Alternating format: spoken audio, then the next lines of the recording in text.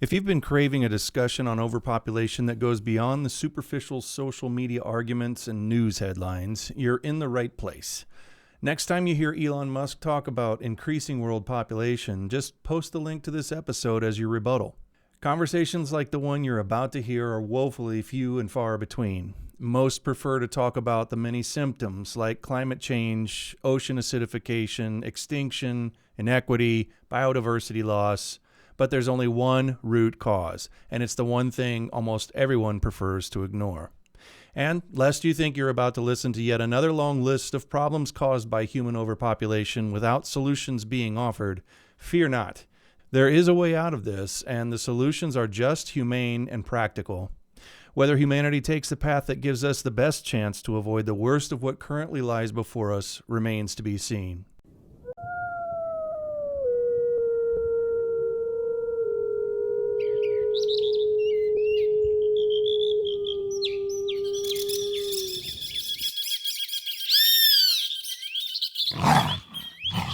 You're listening to the Rewilding Earth podcast.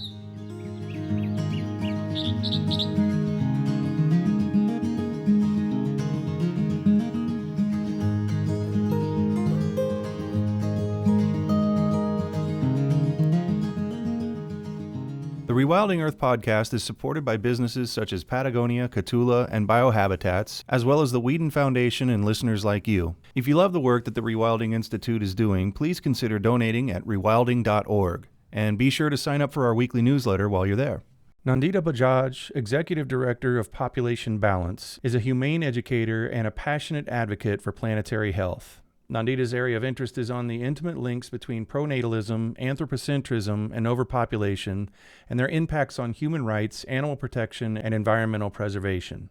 As faculty with the Institute for Humane Education at Antioch University, Nandita teaches two courses, Human Rights as well as Pronatalism and Overpopulation, a first-of-its-kind online course that she designed to explore the impacts of the pervasive and oppressive pressures on women to have children and the resulting impacts on them, other humans, animals, as well as the planet. Carter Dillard is the policy director and board member of the Fair Start movement. Author of Justice as a Fair Start in Life, Carter began his career as an honors program appointee to the U.S. Department of Justice. He later served as legal advisor to the U.S. Department of Homeland Security and the National Security Law Division. He wrote his thesis, Reformulating the Right to Have Children, under Jeremy Waldron. Humane education is both a field of study, but it's also an approach to educating and advocating that draws connections between human rights, animal protection, and also ecological sustainability. And so from this framework, we start by looking at the human population issue and the underlying causes that are fueling population growth. And I basically describe two pieces that touch on the humane education perspective, one being our worldview of extreme anthropocentrism, or as Eileen Christ calls it, a human supremacist worldview, a widely shared unconscious worldview that humans alone possess intrinsic value and that nature and all other beings are important only to the degree in which they serve us, humans. It's clear even in the language that we use, we call much of the non-human world resources, and our ultimate goal has been and is to dominate the planet with our species. The second piece of how humane education ties into population is that population growth actually depends on the subjugation of personal and reproductive autonomy. Having children is in the population arena, it's seen as a contentious issue.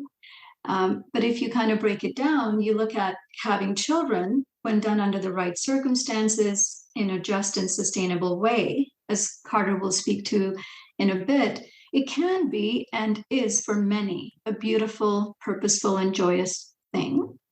But one cannot assume that is the case for everyone. And once you start kind of peeling back the layers of what's actually going on, you see that population growth is actually happening on the backs of those with the least personal and reproductive autonomy. Most of it is happening in countries with oppressive cultural practices, such as low status of women, gender-based violence, forced child marriage, etc. And it leads to hundreds of millions of people, especially women, into situations of forced pregnancy, unwanted births, etc. So really, when you dissected, reproduction has actually become exploited as a tool to keep a lot of power structures alive, such that young women and young girls and women in general are pressured and often coerced into having children in large families in order to keep the supply of religious followers, workers, taxpayers, soldiers, etc., to keep going. So, from a humane education perspective, human population growth is an issue that impacts people, animals, and the rest of the planet because it relies on unjust practices, but also because then the growth itself further perpetuates a lot of inequities and unjust practices. And, that's kind of the interconnection between people, animals, and the planet. I mean, if we wanted to teach children how they should treat other beings, the first thing we have to explain to them is, well, who should we be as a people? And to date, that question is largely getting answered in the form of, well, we should be people that fill a shopping mall because gross domestic product is God, and we should maintain high levels of consumption, low levels of labor cost, and a growing tax base so that we are this big, powerful entity. And that's the antithesis of being a free people. If you wanted to be a free people, you would envision yourself not in a shopping mall, but in a town hall. You would have a role in deciding the governance under which you lived. That would mean participating in the system. That would mean smaller groups of people who actually could have a voice. Your relationship to other people in the town hall would be one of empathizing with them. You wouldn't be having a commercial relationship where you relied on incentives backed by state coercion. You would be engaged in negotiations with them, an empathetic political relationship. And empathetic people, smaller populations living in participatory democracies, the freedom, the opposite of a shopping mall mentality, that is completely consistent with rewilding, completely consistent with nature. What's the point of teaching children how they should be empathetic towards other creatures if those creatures don't exist, if we haven't restored our ecology and rewilded the earth? And the relationship that the children would have to other species is one of empathy and pro-social behavior. So to Nandita's point, it's not just about rewilding for nature as a value. It's being free, being a free people. There's no such thing as a freedom to do whatever you want to do. That's nonsense. There's no concept like that. Freedom is freedom from other people, and we know that's what nature is. And it's also freedom to do. And the way we know what we're allowed to do is by participating in a town hall. That's how we come up with the rules. So I see human education as teaching children, this is who we should be. And it's consistent with rewilding, women's liberation, empathy, and it's the antithesis of a shopping mall. And it's I think, what our country's founders had hoped for, but had lost because of the hegemony of economics. Nandita, can you discuss your work on making the links between pronatalism and overpopulation and also define pronatalism for us? I briefly touched upon these pressures that are placed on women, especially, to bear children and have large families as a means to other ends. But if you take more of a 30,000-foot view at pronatalism, it is the social bias towards having biological children. And a good definition from Laura Carroll's book, The Baby Matrix, is pronatalism is an attitude or policy that is pro-birth, that encourages reproduction, that exalts the role of parenthood. It's the idea that parenthood and raising children should be the central focus of every person's adult life. And it's a strong social force, includes a collection of beliefs so embedded that they've become to be seen as true. And it's based on the premise that reproduction is not only normal, but also natural. For example, it has been debunked that the biological bias, the procreative drive that we often talk about to have children, is not a universal drive. But the social bias is so strong that we are made to believe that our desire to procreate is natural, but also universal. So, what happens when you mix in these cultural ideas about having children and that we must all make that a part of our life's journey with the coercive set of power structures like religion, like corporations, like political enterprises, and as Carter said, economic pressures to grow the GDP, you get a very toxic mix of pressures that are all pointing to one thing, that everybody must have children. And so, as I briefly mentioned, they show up in the form of religious pressures, which are depicted as shame, guilt, fatalism. You start to see, an active restriction of contraceptives or a ban on family planning services. We're seeing a lot of economy-driven pressures showing up in industrialized countries like Canada, US, Australia, etc., through baby bust alarmism, a view that our economy will suffer if we don't keep producing more people. You see political pressures showing up through child tax credits or lump sum baby bonuses. And, some of them are camouflaged as family friendly, sometimes even feminist friendly. But again, when you dig a little deeper, you come to realize that it's that these incentives don't exist to help people, individual citizens, children. They exist to promote reproduction. So, you mix that with a bunch of cultural pressures, which become even harder to detect because they're everywhere. They're in media, magazines, in our families, that glorify parenthood, that spread myths such as biological clock, maternal instinct, etc., or even diminish small families by spreading myths about one-child families. It can be really harmful because what they are essentially doing is preventing authentic discussions around family choices, where we're not openly talking about the true impact of having children on ourselves, on our potential children, on society, environment. So you start to break it all down, you realize that our growing population is actually putting immense pressure on the planet and all the beings on the planet. Pronatalism actually fuels this population growth and at the same time is premised on the exploitation of people. So there's like subjugation of rights happening, both leading to overpopulation, and then overpopulation further perpetuates those injustices. It's starting to remind me of the things I first learned about feedback loops.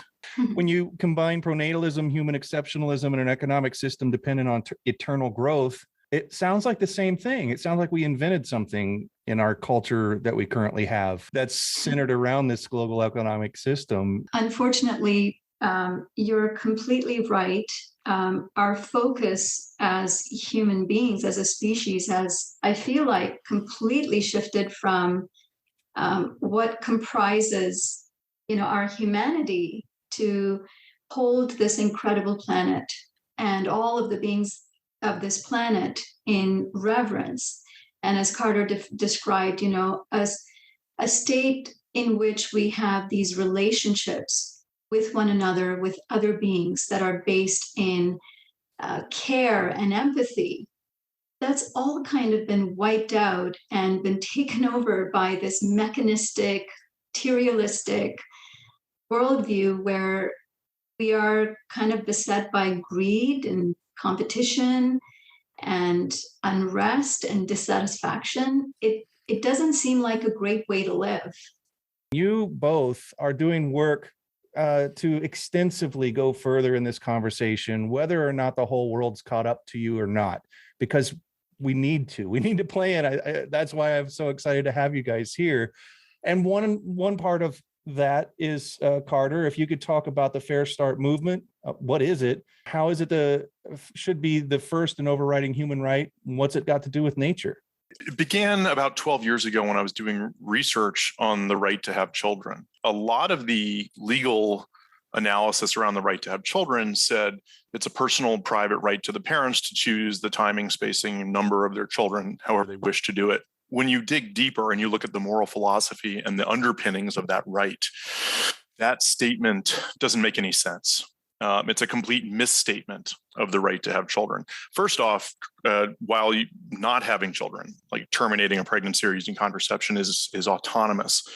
Having children is interpersonal. It's not autonomous at all. It involves the future child in the community, and so you have to account for that. Secondly, the right to have children, if you don't base it on autonomy, you end up having to find some other basis for the right. And all of our analysis showed that the right really is based on the right to continue and improve your life. That's what parents should want for their children. They should want their children to represent continuity and improvement of their lives. And if you use that value and you balance out everything else, you get to a very particular right. The right starts from freedom from others, or rewilded, restored environment where you literally are self-determining. You might come down to 280 or less parts per million climate emissions, so that you're not being determined at infancy by having fetal heart defects imposed by the climate crisis. And then as you add people to that nature, that vision, you have to account for how each person added when they're an adult limits the self-determination of the people that came before them in the entity. You end up finding that having kids properly, the right to have children properly interpreted, is all about moving from the view that it's self-determining for the parents. It's not. It's other determining for the children. And you have to do it in a way that maintains relative self-determination or freedom for everybody. And honestly, that comes down to smaller families, parents who are ready, and most importantly, and this is the thing that shocks most people, a system based on fairness, or a fair start in life. And if you took all of the future children that would be born in the next generation and you put them on a spectrum of wealth and power, from the least to the most, to make it function in a free way, in a fair way, you'd have to redistribute wealth to ensure equality of opportunity. And the beauty of it is, sort of end it with this, there is a right to have children. Properly interpreted, it's the first human right. It's existential in nature, so it precedes and overrides other rights, but it's limited, and its goal is to ensure freedom and fairness for all. And the redistribution part in this part's crucial. You can redistribute wealth as an incentive and entitlement to get kids to a fair start. That enables you to do so in a way that encourages delay, and that means parental readiness. And that also encourages smaller families, which restores nature. So properly interpreted, the right to have children is an overriding right, but it points towards a very particular future of smaller populations living in the sort of town hall relationships that we talked about before. And this makes people fighting for that future freedom fighters, and others that want to impose their will on the earth and on future generations. It makes those people the antithesis of fighting for freedom. It makes them a threat to freedom. So if this isn't just about nature and population and women's autonomy, it's about freedom properly interpreted. And I think people pushing for better family planning to empower children are true freedom fighters. You're listening to the Rewilding Earth podcast. From humble beginnings to global conservation phenomenon, the rewilding movement continues to grow and thrive amid the greatest ecological challenges our planet has faced in 65 million years. Here's how you can join us and help return balance to nature. First, go to rewilding.org and subscribe to the weekly digest to keep up on the latest rewilding news, interviews, and art. Second, consider donating to support the Rewilding Institute's mission to rewild North America and beyond. And for extra credit, please like, subscribe, and share this podcast to help spread the word. Thanks so much for your support. Some of what you're both talking about reminds me of Kim Stanley Robinson's fairly recent book, Ministry for the Future, which I highly recommend to anyone listening. It takes the idea of taking future generations seriously, as if they already exist with rights now. And I'm paraphrasing. He does a much better job in the book, but it was the first time I'd really seen a comprehensive attempt at what would that look like? The ministry for the future, that people who are advocating for future generations and what life should be like, and what kind of a loan we're taking out against their future in the current system that we have. Is that somewhat of a characterization of some of the things that you guys deal with? I think it is. I agree. And one way to think of a ministry of the future would be, let's take really wealthy white men saying that the world is underpopulated, we need to produce more kids. Those men made their wealth based on an unsustainable system of growth that imposed insanely destructive costs on future generations and on non-human animals, the most vulnerable species entities that there are. So they're calling for a continuation of that system. The real question is, if you made your wealth based on externalizing costs on helpless entities, arguably you should pay those costs. And if you're going to pay those costs, you should pay them in an effective way that reverses that process. And we've said before, one effective way is by incentivizing small, delayed, and equitable families.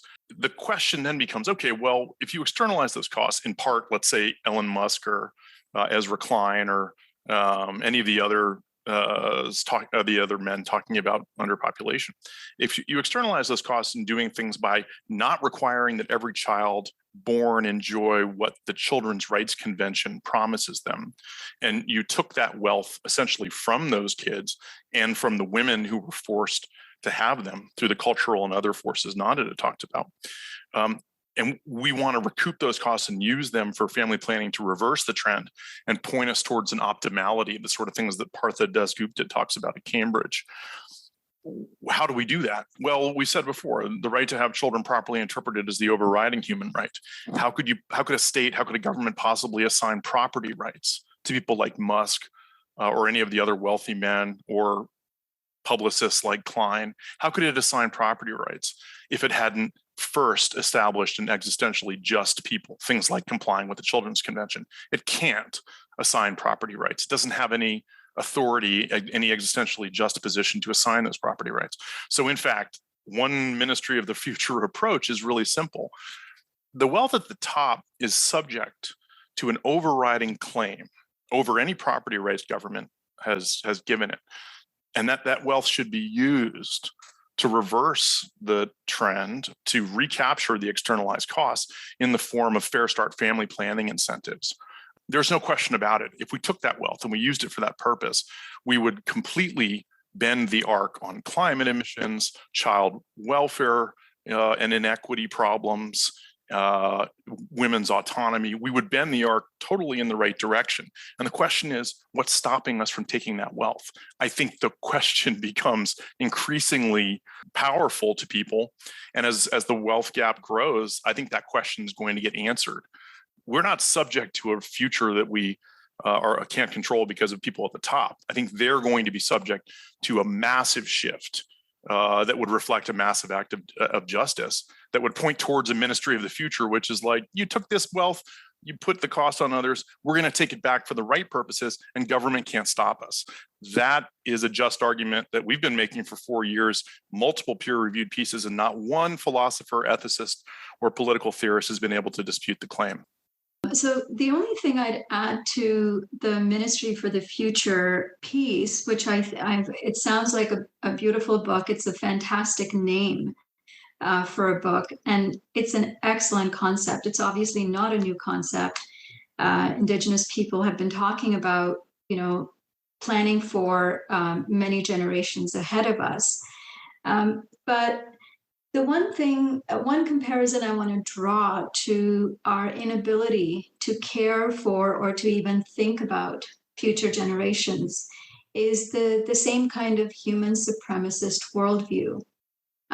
Just the way in which we see other beings, not the non-human world, as inferior to us, somehow we have this bias where we see those who don't yet exist, who must have, as Carter says, access to the same rights, the same nature, the same quality, actually a better quality of life than we currently have, because this is not a great standard ecologically to be living by. We don't have the ability to put them in the same space as we put ourselves. Somehow we see ourselves, those who exist, as superior to those who are to come after us. And I find that the intergenerational injustice piece really striking, because in our social justice movements, hardly anyone is speaking about the injustice that we are forcing upon the future generations. We know it's not going to be a just world if we were to continue on this path with business as usual. So even our fight for human justice, as we currently are engaging in, feels very limited in a variety of ways, but one of them is a complete lack of recognition of the future generations. The other piece, to tag along the social justice aspect, I feel there's also a bit of reductionism that goes on in our social justice movements, or even the feminist and reproductive and sexual health and rights movement, is this view that talking about reproductive autonomy, as an absolute right is the only thing that we should be focusing on or fighting for. And as I originally alluded, and then, Carter has spoken about the responsibility piece, majority of the people in the world currently do not have reproductive autonomy.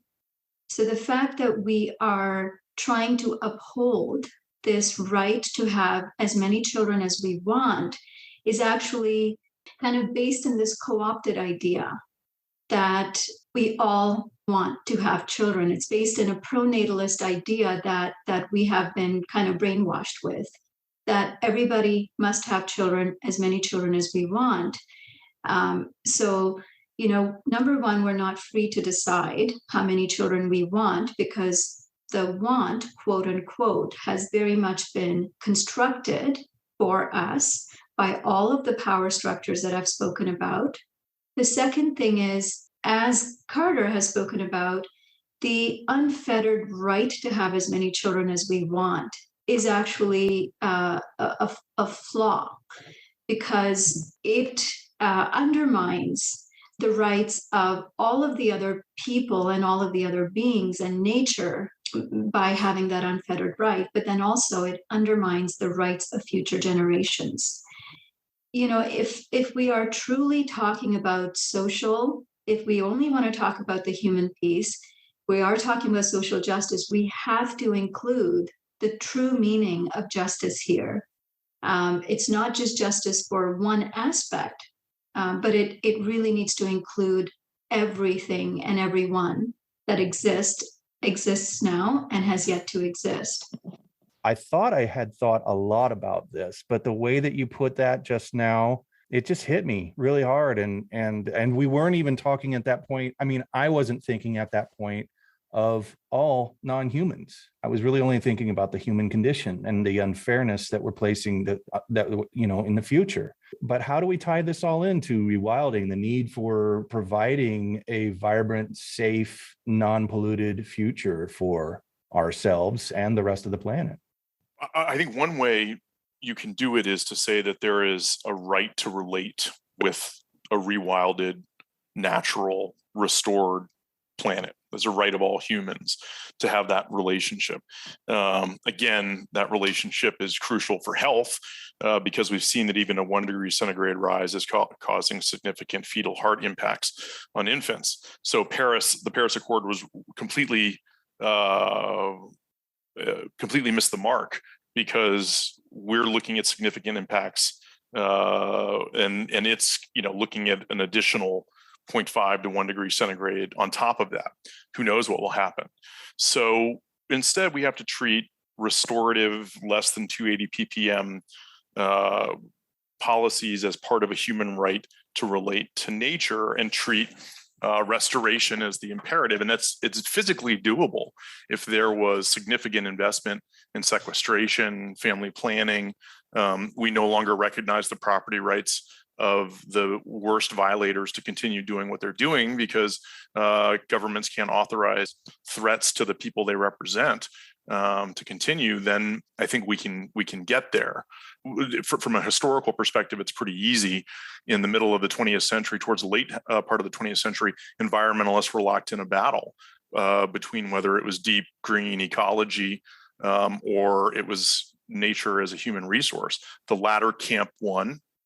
The latter camp ensured the climate crisis. Their mistake foisted unknowable suffering on future generations. The debate's over. They were wrong. The rewilding folks were right. We have to treat our right to be free from others, right? As the fundamental human right. And there are 2 to 3 dozen specific policy tactics that can move us in the direction of rewilding. But we, at Fair Start, we do it from the perspective of wanting to be free. There was a debate a long time ago, still continuing somewhat, between political theorists. Politics is about power. So the question was, how do you define power? What do you mean by power? And the mistake that we and a lot of other people made was to think of power as violence coming from the top down, from government. Power is any form of human influence. That debate largely has been won by the group that said, no, it's any form of human influence. It's climate emissions, it's bad parenting, it's cultural influences. And if that's the case, then being free means you have to start from a position where there is no power, human power. That's a rewilded earth. And then you slowly build up consensual, relatively self-determining groups of people who are using that power, but you never cross the baseline of eliminating nature. So again, I think if you want to take freedom seriously, you start from the perspective of rewilding. The foundation for climate restoration. It's the Foundation for Climate Restoration, which is CR.org. It's a great resource on how we can start to restore climatologically nature. And there at Fair Start and Population Balance, there are dozens of other tactics in terms of how to restore nature socially through better family planning. And the key, though, is to see it as a fundamental human right, the right to nature, right to relate to nature, being part of a right to a fair start in life, one that overrides any competing claims. It has to be seen that way to be effective. We can't be cowed by governments who, claim to have authority when they've basically put the vast majority of people in imminent risk. That by doing so, they waived their authority to continue to operate in that sense. So that's how I would look at the importance of the non-human world. It's the necessary condition for human freedom. Human expansionism, it's irrefutable that we have had an irreversible impact on the more than human life. We have wiped out most of the wild world by dominating the planet. And, if you look at it again from the humane education perspective, our responsibility is basically to uphold the rights of humans, the rights of nature, the rights of the planet, and for all of us to be able to coexist in a relational, empathetic, caring capacity, a capacity that allows us to hold the planet in the reverence that it deserves. From that perspective, the way that human expansionism has and is impacting the non-human world is, as most of your listeners will know, we are in a state of dangerous ecological overshoot. And that's primarily because of things you've already said, Jack, population, our consumption, and the growth economy. We know we are grossly overpopulated. I know a lot of people don't like using the word overpopulated, but if you look at it from the perspective of science, it's just a word that describes that we have surpassed our carrying capacity, just like any other population. We are not exempt from that word. So I don't mind using it. But we are overpopulated by at least 3 to 4 times what our planet can sustainably handle. Our consumption levels globally are on the rise with a swiftly expanding middle class. And our nations, as I've spoken before, are pushing for an increase in both the population and consumption in order to grow our economy. It's a dangerous combination. Well, the main reason we have been pushing our sustainable limits and natural laws is because of industrialization, which has augmented our capacity to produce food faster than our population was growing, a scenario that no other species has been able to execute. And while we think of this as some kind of an exceptional achievement, we know that it has come at the cost of forcefully taking over the carrying capacity of all other life forms and essentially wiping most of them out, while causing a number of other calamities, climate change being one of them, ecosystem destruction, mass extinctions, and the degradation of the living conditions of our own species. So, even if you compare where we were at 10,000 years ago, when we were such a tiny little speck, a mere 1% of all of Earth's biomass, living in a much more harmonious relationship with the rest of the non-human world, we have now completely humanized the planet. Our numbers, our biomass, combined with the biomass of the animals that we kill for food, are basically majority of the biomass. It's 96%. And the rest of what remains is wildlife, compared to 10,000 years ago when it used to be 99%. To quote Eileen Christ again, she's one of my great mentors, all of this and expansionism has basically been in pursuit of the human food pantry, she calls it. It's basically to feed our insatiable demand and growth. The food enterprise basically poses the largest threat to the non-human world. Our animal agriculture system that kills upwards of 100 billion animals each year is actually one of the largest causes of habitat loss, wildlife extinction, methane and carbon emissions. In terms of the greenhouse gas emissions, it's 30% of the emissions are coming from our food production. To further, if you look at the water usage, 70% of the fresh water that is taken from our ecological watersheds goes to basically maintain that food pantry, the food enterprise.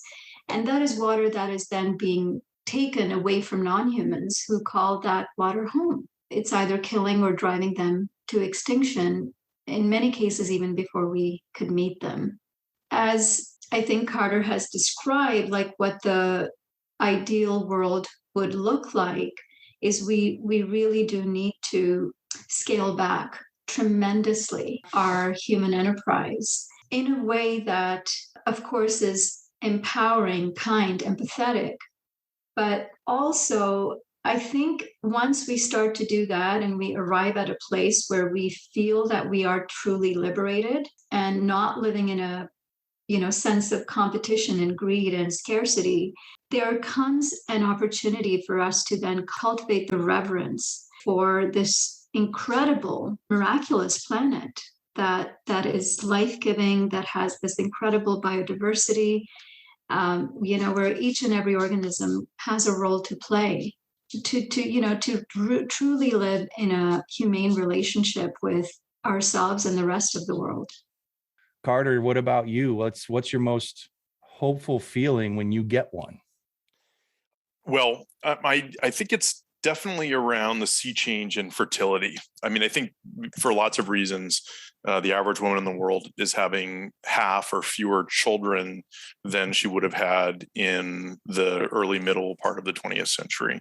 And that sea change outweighs, I think, even shorter lived trends like the hegemony of neoliberalism or other things that we might be afraid of. I think we're seeing our species turn itself in the right direction. And then the question is, how do we catalyze that? I think the gap between rich and poor, and we know the rich made it based on an unsustainable system that put costs on others. I think there's real hope that we can convince people that they have a right to take resources at the top that were made through externalizing costs and use them to better plan. I think we could catalyze this sea change in a way that would make it a qualitative shift towards Dasgupta's optimality. We've got several studies we published on the website that show people are responsive to that sort of incentive entitlement. So I think, look, in some ways, people before us have done the hard work of shifting the growth rate in a way that's going to point us towards a down arc. And I think there's a unique opportunity with the gap in wealth that we can catalyze that in a qualitative direction. And that makes me very hopeful. At the bottom of every episode of this podcast, we have extra credit. Go to rewilding.org/pod and look for episode 93. If you were inspired today to learn more and go much, much deeper, that would be the place to go and the thing to do. So again, both of you, thank you so much for taking your time to do this. This was really, really a great episode. Thanks, Jack. Thanks for having us, and thanks for the incredible work you guys are doing too. Thanks for listening to the Rewilding Earth podcast. We do what we do because of you. This podcast is supported by listeners like you who long to live in a wilder world. Please consider donating at rewilding.org and subscribe to our weekly news and article digest while you're there. To go the extra mile, you can follow and share Rewilding Earth on Instagram, Facebook, and Twitter. Bonus points for sharing this podcast with your friends. To listen to past episodes, go to rewilding.org/pod. That's rewilding.org/pod.